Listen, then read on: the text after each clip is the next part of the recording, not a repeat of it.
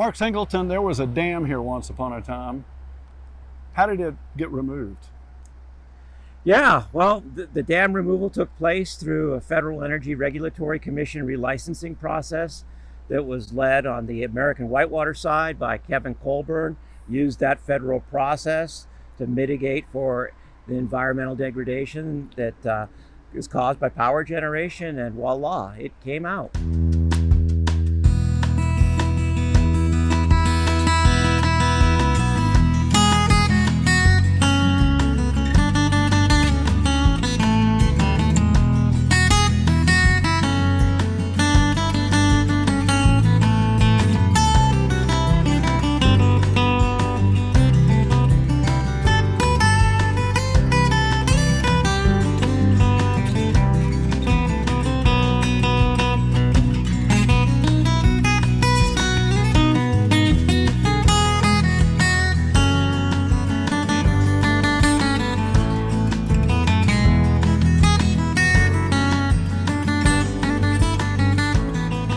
Folks, this is Mark Singleton, Executive Director of American Whitewater for how many years running now? This is my 18th year. 18th year, that's almost a career. And Mark is retiring this year.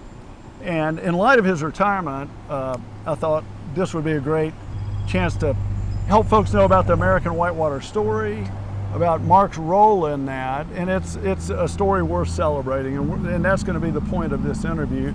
My name is Mark Hunt. I am recording this video on behalf of Southern Appalachian Paddlesports Museum. The website is paddlingmuseum.org, and the museum goes about doing these videos and gathering displays, and we've got a physical presence in Black Dome Mountain Shop in Asheville right now. And so our purpose is to record and document and memorialize history of our great sport. And so it's great to be doing this here today with you, Mark. We talked about the dam removal here, and we're on the Tuckasegee River here in Dillsboro, North Carolina, and how American Whitewater was instrumental, actually led the effort to remove this dam. So talk for a couple minutes about the dam removal program of American Whitewater and why the Tuckasegee, why Dillsboro, how it came to your attention. Yeah, so American Whitewater has a very active hydro relicensing program, and hydro relicensing takes place under the Federal Energy Regulatory Commission, or FERC. And every utility that owns a dam that services the public utility grid is required to have an operating license, and those licenses last from anywhere 30 to 50 years. So these are really like long-term, once-in-a-generation licenses for the operation of their hydro facilities. Now, here on the Tuckasegee, the utility that we were working with is Duke Energy, and Duke owns a lot of very profitable projects further upstream in the system. It's really almost a stairway of power, a stair-stepped series of lakes that generates a lot of hydropower that then it gets shipped off on the grid. Here at Dillsboro, what we had was a smaller project that no longer was viable. It no longer produced energy.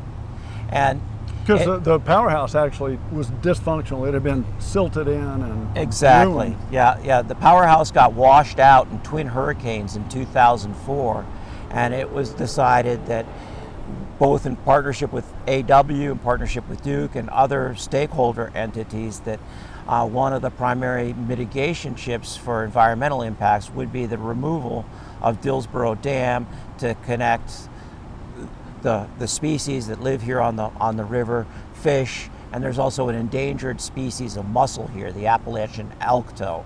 So the decision was then to remove this particular dam because it no longer served a public interest. It no longer served a utility need, and it blocked migration of species on the river. American Whitewater's interest was further up the river, where we were able to obtain releases on the West Fork Tuck, and I'll talk about those moving forward. And that's a Class 4+, very challenging section. That's remote and somewhat pristine, and It's awesome. It's just awesome. well, I know it's one of your favorite places to paddle because you live, what, about 5 miles from here? I wish it was 5, but Well- it's not that much further. Okay. And you know, and so AW has offices here. AW has offices around the country, and so this is one of the functions of American Whitewater: dam removals, FERC relicensing, hydropower operations as it relates to river recreation. We're going to get back to the AW story, but I want to make sure we learn a little more about you and your life. And you started paddling as a young person, and like many of us, kind of caught the paddling bug in certain ways and wanted to get out. And you were an athlete, you're a recreationist, and as I know the story, you found yourself working at Hidden Valley Ski Resort in Pennsylvania, and somehow your connection to Whitewater became deeper after that. Talk about that. Yeah.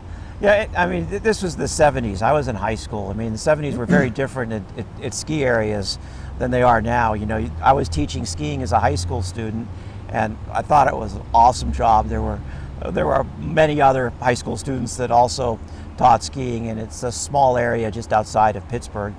And the professional ski patroller there at the time was this fellow by the name of Lance Martin.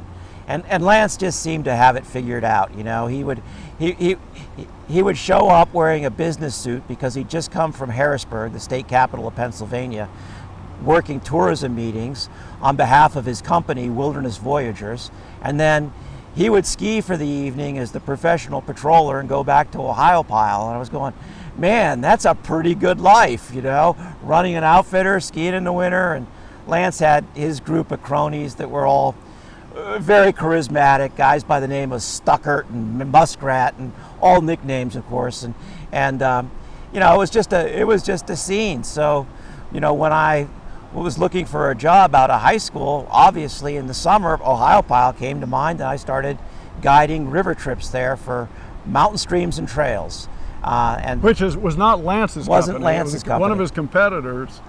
And one of his competitors, a guy by the name of Ralph McCarty, owned Mountain Streams and Trails. And it's hard to describe those days, because if I said stuff like this now, you just wouldn't believe it. But we had 80 people on a lower yacht rafting trip with 4 guides. We'd have a lead and a sweep raft and 2 safety boaters. And for me, it was like the perfect job, because I stayed in my kayak all summer long. I never guided out of a raft. I just paddled and made hand signals, go this way, go that way. And, you know, we'd have 24-person boats, 80 people on the trip, and, you know, safety boater's job was to paddle down to the next setup point, get out of your kayak, be ready to push a raft off a rock, or give hand signals, or throw a rope. So it was, in that time, it was the way a lot of people stayed in kayaks for the summer. And that your professional experience guiding and well, perhaps a little instructing, also led you to the Cheat River and the Gauley River, those 2 in West Virginia. And the Cheat and Gauley are a step up in difficulty. And oh yeah, and those rivers we operated on differently. I mean, Gauley was obviously a guide in every boat, even in the 70s, and the Cheat, depending on water level, we did various things. Oftentimes running them like yacht trips with 80 people and 4 guides, and you paddle the Cheat in your kayak, and it was a dream job. And you got to know some really good paddlers. There were a number of really fine athletic paddlers that were around the Yacht and that would go to the Gauley and Cheat. So throughout this professional exposure, your own pursuit of sort of the challenging end, the athletic end of paddling really carried it. Yeah, you have to put yourself back in that era, but you know, in the early 80s around Ohiopyle, and also in Friendsville, Upper Yacht, you know, you had this real confluence of various personalities and types of paddler that were coming together. You had the racer heads out of DC, and then you had the squirt boaters out of West Virginia.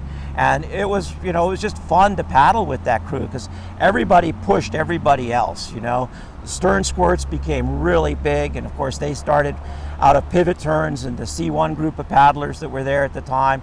And so there was this rapid evolution of the sport that was taking place in the early 80s in that region. So there's a book. It was a gas. There's a book called, is it called the Squirt Book, the Squirt Boat Book? It's Jimmy Snyder's Squirt Book. It's the first Squirt edition. Book, and that was the Bible of squirt boating. And there's a image on the front of that book that is you in your like zebra striped, slicey, cut down squirt boat. Yeah.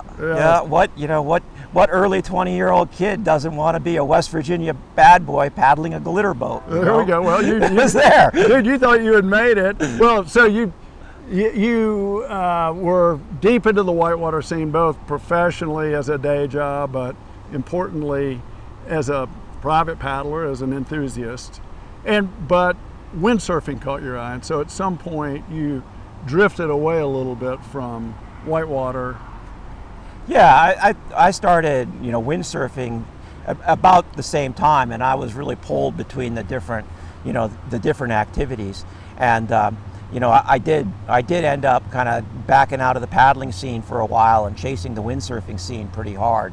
So, I'd spend my springs down at Hatteras and my summers out at Hood River, eventually moving to Hood River and staying there for a while. Hood River, Oregon. Which is on the banks of the Columbia River. And yeah, which now is a great paddling mecca. When I lived there, I could count the number of paddlers on one hand. It was hard to find somebody to go paddling with. I still paddled there, but it was pretty limited to things on the white salmon, not the little white. Yeah.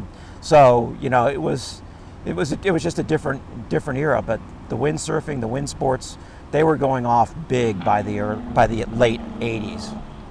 And so I got to read a quote. You wrote a retirement letter recently, announcement, I guess, when you described a little bit about your experience. And you wrote in there, I began masquerading as a semi-adult in my mid-30s when I took my first year-round job. Now, many of us had similar experiences. Your life and your experience into paddling and into career-like behavior parallels, mine and some others. But talk about that transition, the year-round job opportunity and where that took you. Yeah, so you got to understand this was like early 1990s, right? The internet didn't exist. When you saw job opportunities open up, it was typically in some kind of classified. And I saw a job opportunity open up for Nanahill Outdoor Center as their VP of marketing in the back of Outside Magazine. I went, that's an interesting job. I knew NOC, I had friends that worked there. I knew the paddling scene. I'd also been a paddle sports instructor, and my winter gig had been running a ski school, so I was used to managing a lot of people. But when that job opened, I became interested, eventually got the job, and ended up moving from Oregon to Western North Carolina in the summer of 1990 and started working full-time, and that was my first full-time year-round gig. It was a little bit of an eye-opener. Well, and that's the point at which your life and my life intersected significantly. You had told me that you and I met on the banks of the Ocoee several years earlier, like in the late 70s maybe, or right around 1980, when you were down there paddling. And but we worked together. I was the company treasurer, you were marketing director, and that was a thrilling time to be involved at Nanahill Outdoor Center. Unlike now, NOC was one of the few paddling schools in the U.S.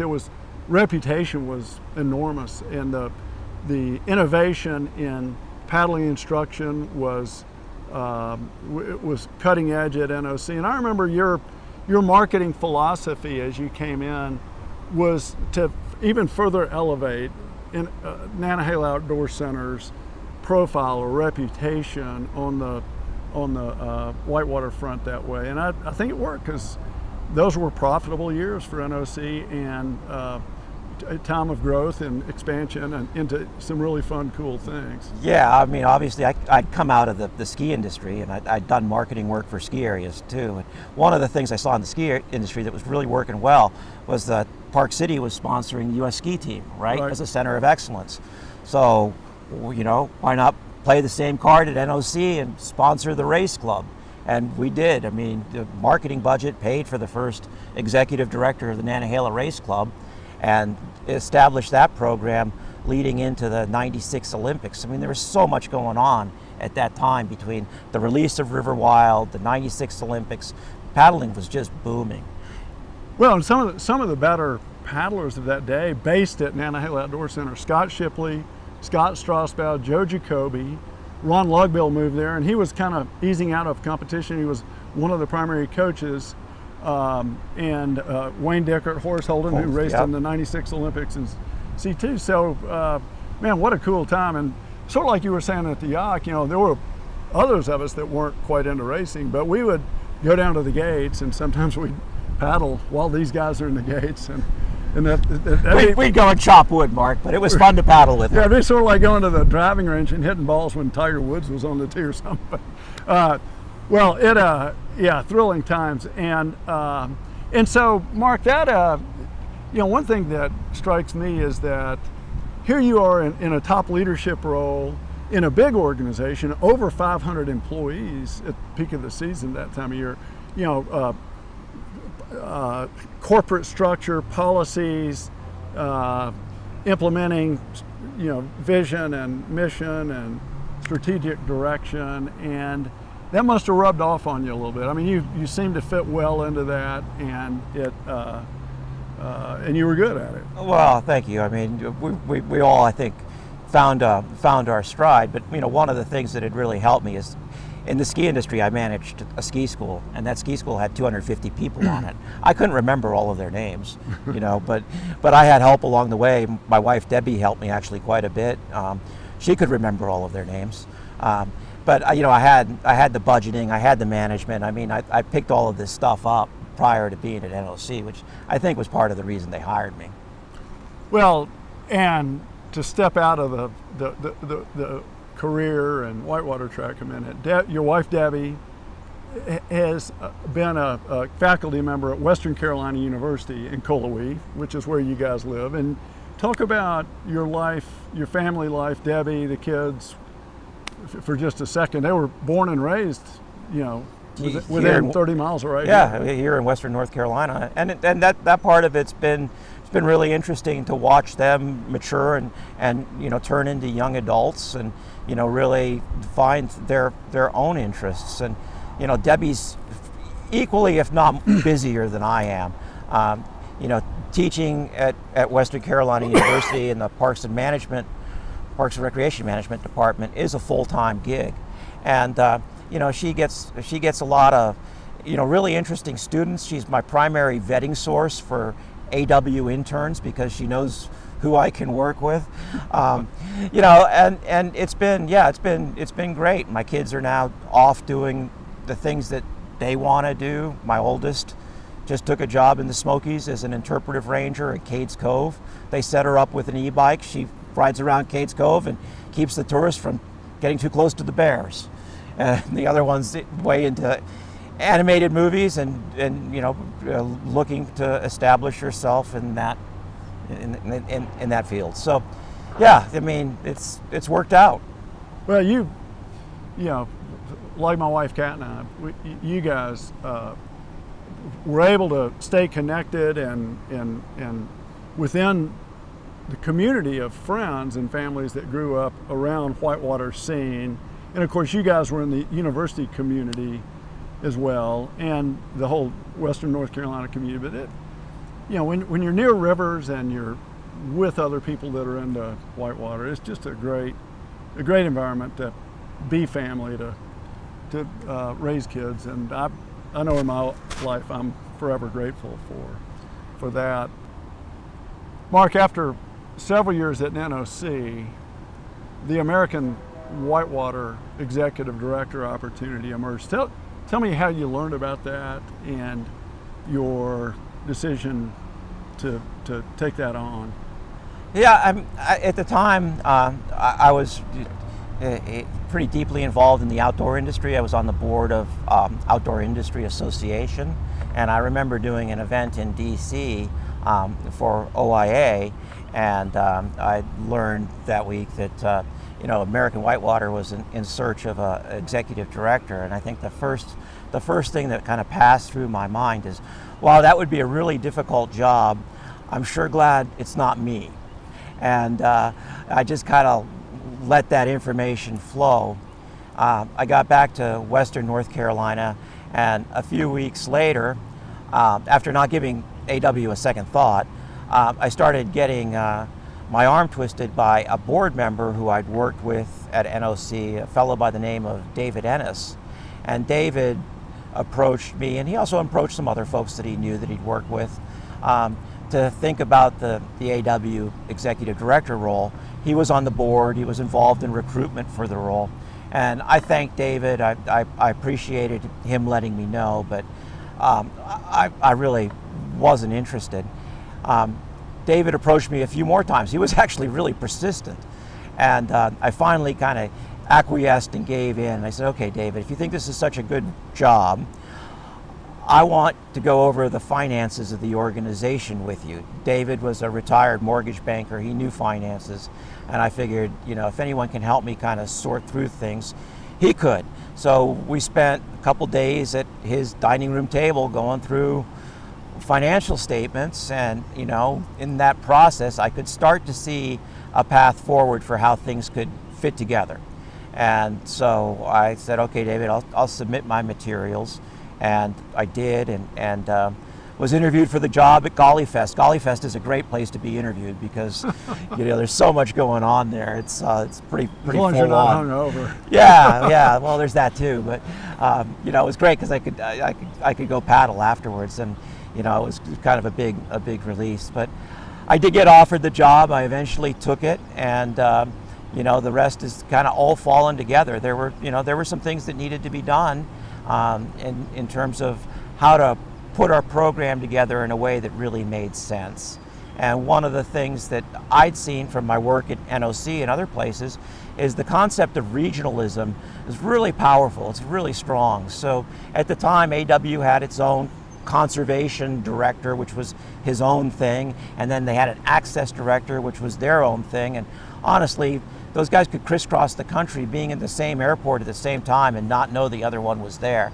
So through some attrition that was natural that took place, I said, this isn't going to work. We need to combine all the pillars of American Whitewater into one overall mission that's stewardship, and we'll establish staff that are stewardship focused in their region of the country. So people see them shopping at the local grocery store. They see them picking up their kids at school. And this regional concept has just worked incredibly well at AW.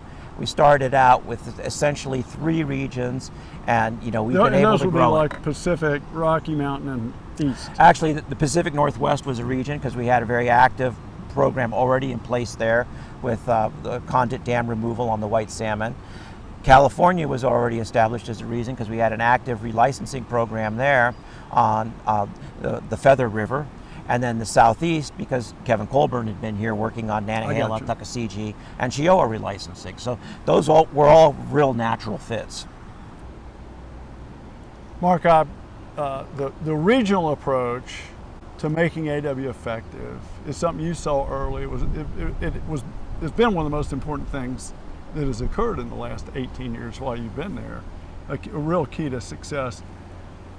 And we'll talk about other activities and other thrusts of AW, but I want to go back to the earliest days. American Whitewater started in the mid-1950s, and that's a time I didn't really think there was that much paddling going on in the mid-1950s, but actually there was. Talk a little bit about AW's roots, what its purposes were, why it was created, and who some of the key figures were in those earliest days. Yeah, so American Whitewater actually came together during a FIBARC event in Salida, Colorado back in 1955. And I'm probably the last ED at AW that will have the opportunity to personally know some of the original founders. So it's kind of bittersweet because these individuals have all kind of aged on. There's one or two that are still living, and they're well into their 80s at this point. But you have to put yourself back in what paddling was like at that point, and it was really kind of wide open. People were paddling fold boats. Most folks don't recognize a fold boat today, but it's a wooden structure that's covered, at the time it's covered in canvas, and that was a popular way to see rivers. Grumman canoes were around as a result of spillover from World War II and looking for ways to use aluminum that wasn't airplane production. So Grumman was making canoes, and those were what was commercially available. At the Fib Arc race in 1955, you had people paddling custom boats that they made out of plywood. Fiberglass was still really a modern kind of development, and it wasn't all that common at that point. So there's this tremendous need to share information, right? There's no internet. Guidebooks are just starting to come together. There's no real collective shared wisdom about whitewater paddling, and that includes both boat design, descriptions of rivers that are runnable and how and where you would access them, and safety information.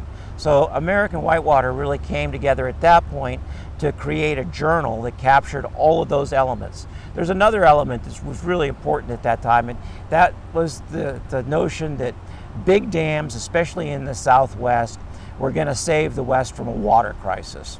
And obviously, we know what we're dealing with now, some 70 years later, but there was a very strong conservation ethic in that group to represent the interests and the ways of wild whitewater.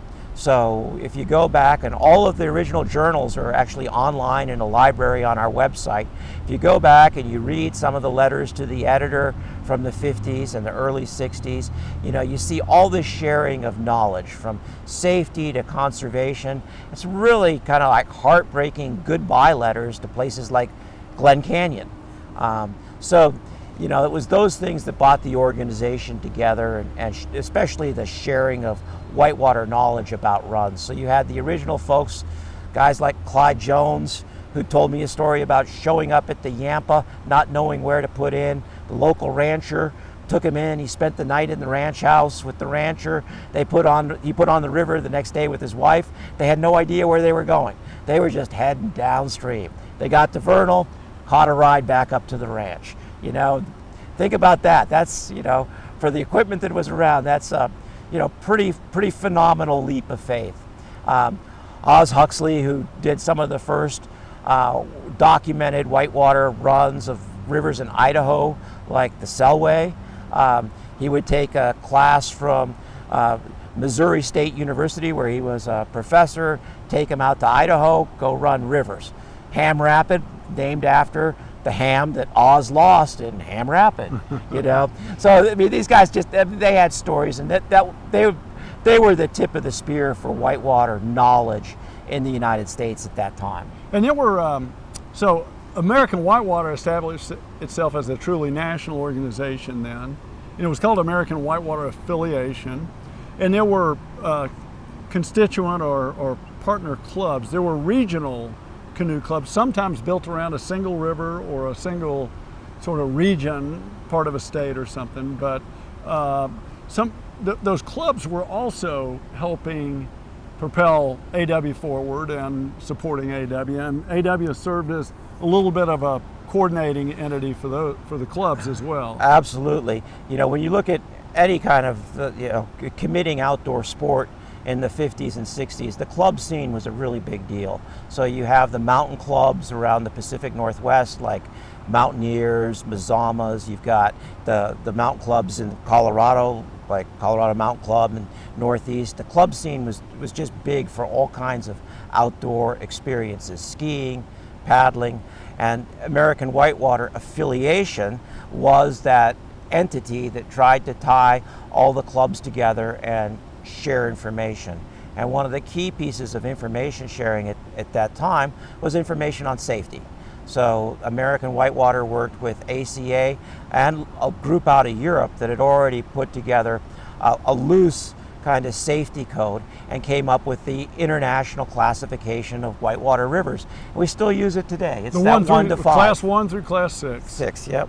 And our interpretation of what a Class 5 is, it might be a little different. Oh, it's changed a lot. I mean, as in, say, the sport of climbing, as people have taken on bigger and bigger challenges, more difficult, hazardous whitewater, Class 5 and the whole scale gets stretched upward. But Class 6 is still like, you don't run Class 6. Class 6 by definition is unrunnable, so we might say Class 5 or Class 5 plus. Yeah. But nobody runs Class 6 whitewater. Well, I mean, some of these young guys are pushing it pretty far. I wouldn't say nobody runs like it. Like a 182-foot waterfall. That might be Class 6. Yeah, not it, just for the record, not me. Yeah. Well, ditto here. It's worth noting that at about the same time AW was evolving, starting in the 50s, the American Canoe Association also began and started growing, and the AW and ACA have always sort of had different thrusts and looked after different parts of the paddling scene. And in the case of ACA back then, racing, slalom racing, downriver, wild water racing were key parts of what it was tending to and organizing. And ACA also began instruction programs back in those days, and those two things are still at the core of what ACA does. And there are a lot of, everybody in the paddling community that is tuned in is aware of both organizations, but AW and ACA still coexist, sort of sharing the landscape and staying out of each other's way a bit. Well, we work a lot on mutual projects, and ACA actually has a longer history, much longer history than AW's. It goes back to the late 1800s. Actually, in the 1920s, canoeing was one of the most popular sports in America, if you can believe that. And ACA was involved in that whole canoe movement at the time, and this was flat water canoeing. Yeah, lakes, flat rivers. Yeah. And sailing canoeing, canoes with sails. I mean, it's a whole different genre that you don't see today, except in very unusual situations. There's some old movies of people doing these acrobatic things in canoes on lakes and paddling them up on edge, and I can't remember everything I've seen, but it can be entertaining. But today we work very closely with ACA, share a lot of mutual interests. Obviously, we want to represent the paddle sports community, regardless of whether they're a cruiser or a racer, what they paddle, as long as we're putting the stewardship of rivers first, and ACA shares that same kind of consciousness. So, Mark, you like to talk about American Whitewater's work today in 3 different key areas. Talk about what those are. Yeah, so when I came into AW, I mentioned earlier, we had these kind of 3 pillars that were access, conservation, and safety. And each of them at the time were kind of their own silos, and there wasn't a lot of cross-pollination back and forth between those 3 areas. So integrating this notion of stewardship wrapped all of these things together in the organization. It's hard to talk about stewardship of a place, protecting it, without talking about conservation. And we all know as paddlers that you're not going to love something you don't know. So getting to know that place, having the access to that place, is a key stepping stone to having a conservation ethic. So access is a big part of developing a conservation-minded set. So, those pieces fit together. And then the safety piece is also equally important, because you want to talk about what safe behavior looks like in this whitewater environment.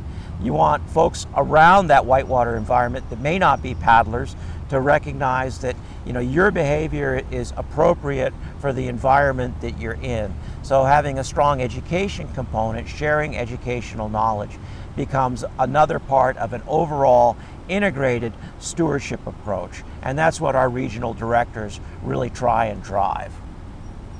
And access, talk about access. Access is obviously key to the notion of conservation and stewardship, because without access you can't get to the place. So here we are, the Tuckasegee is a great example, went through FERC relicensing.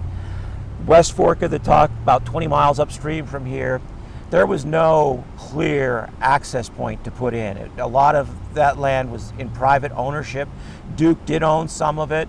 But the public was excluded from that Duke land at the time. At the time, yeah.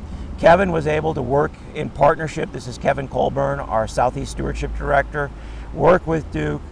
Kevin spent days up there bushwhacking along the West Fork, trying to find an access point that was on Duke land that would get folks to the bottom of High Falls, which is just spectacular, two-tiered, 120-foot plus waterfall that's just drop dead gorgeous. And Kevin was able to find a gap in the rim rock. Duke then built an access trail, and this is a legacy trail built out of hand-hewn rock, moved into place with block and tackle. You have to really hike it to appreciate it. It's a stout series of steps that gets you to the Puddin' Eddy directly below High Falls. So without that access, paddling that section of the Tuckasegee would have been a non-starter. Yeah. And so access can mean something as simple as an improved access site. For instance, I think part of the dam removal project here was improving the access site right downstream here. All of these access sites up and down the Tuckasegee have been improved. So you have access starting at the West Fork, you have access on the East Fork, which is the slab, the play wave. Yeah. You have access at LaPorte, which is another access picnic area where the two forks come together and Caney Fork joins.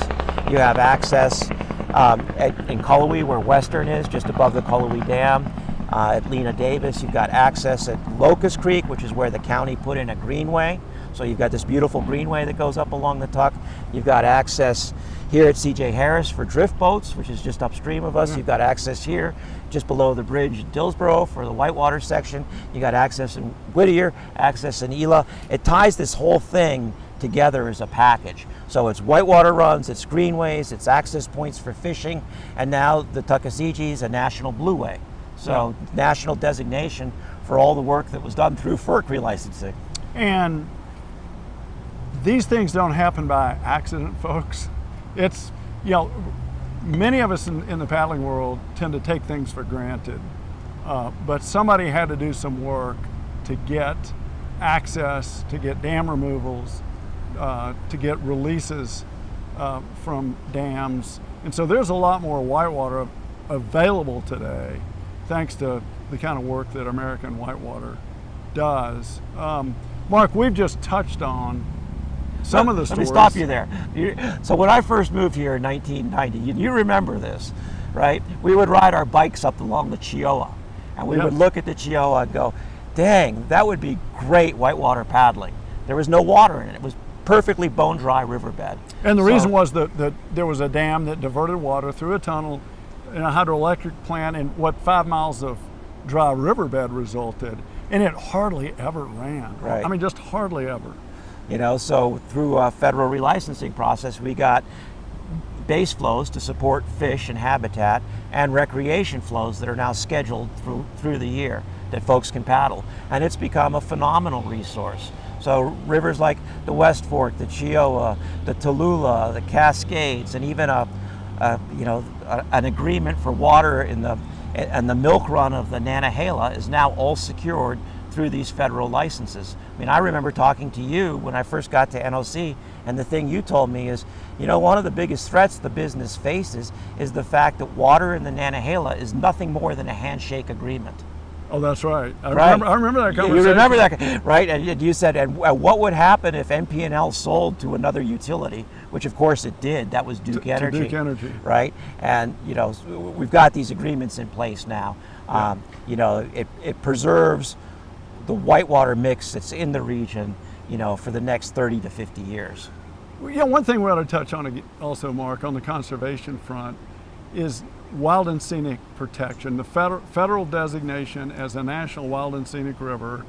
And AW has been increasingly active over the years advocating for that kind of protection. And for instance, the Nolichucky River, which is not far from here, is a candidate of sorts, I suppose. I mean, there's a lot of effort underway to get a designation there, but there have been some successes with designations that you guys have been involved in too.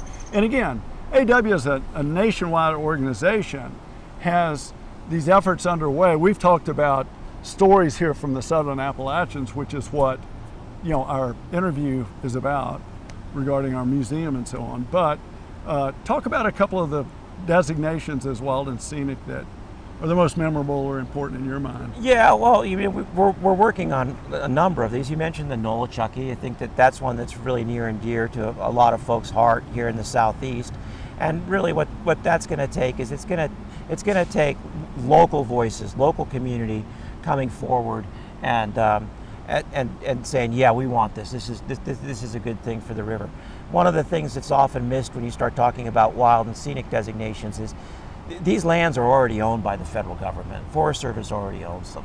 It's not new land acquisition. It's simply a management protocol for that river corridor that directs how the land management entity will handle the river. So it does protect flows upstream. That's one of the big gifts of wild and scenic.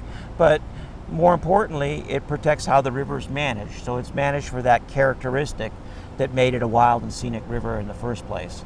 Those are often referred to as outstanding remarkable values, or ORVs, but that's wild and scenic speak. It's that thing that's special. It could be habitat for species. It could be recreation.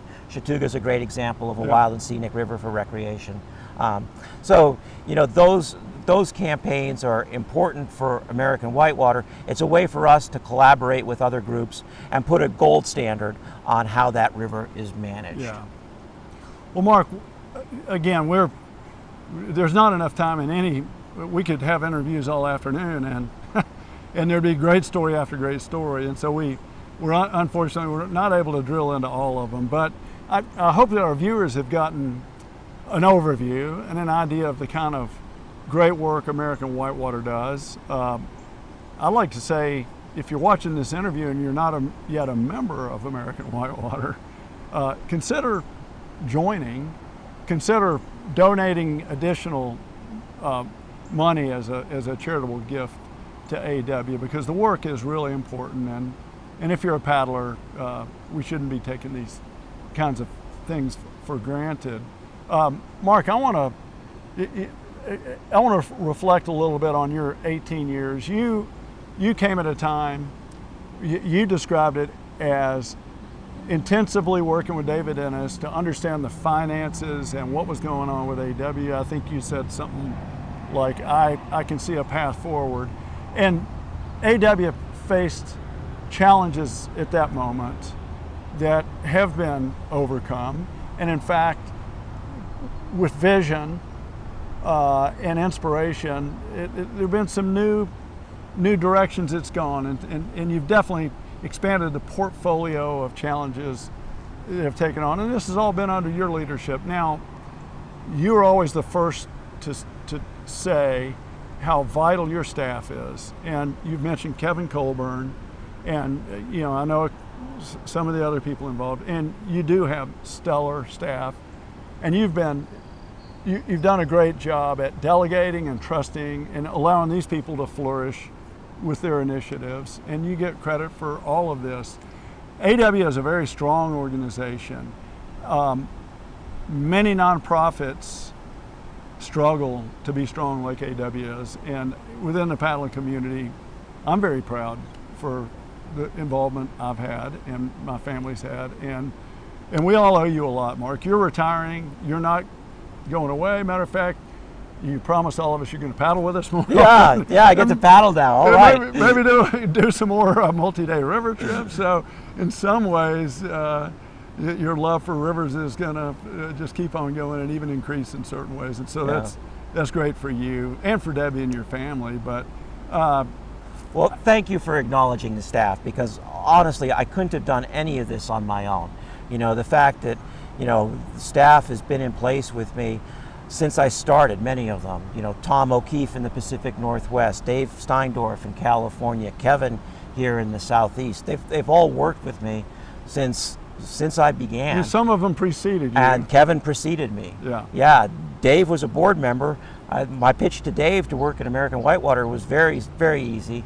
It was, look, you can go home and tell your wife that you're getting paid for this job now. And it was the same thing with Tom. Yeah. And Tom was a super volunteer, already deeply involved in AW. And we have a great crew now in Colorado, which is just crushing it. And in the Northeast, we have so many stacked up hydro relicensing opportunities that Bob Nasdor in the Northeast is taking on and just doing a great job providing leadership. There's no delegation here. If there's delegation, it's I get stuff from the bottom up. Okay, well, staff are holding my feet to the fire. Fair enough. Well, and you've had a rotating cast of awesome board members who make their contributions in generous ways as well. I know some of those, and it all fits together to be great. Well, Mark, let's pull this together. Again, thank you for the work you've done. Thank you, American Whitewater, all the board members, staff. We couldn't have this great sport and set of activities in these great rivers without the efforts of all of you. And so much appreciation. So happy to have gotten this interview in while you're still on the beat. It's not a past reflection during retirement or something like that. But it's just great. So thanks again. I appreciate it all. Yeah, thank you, Mark. I mean, thanks for making the opportunity available to me.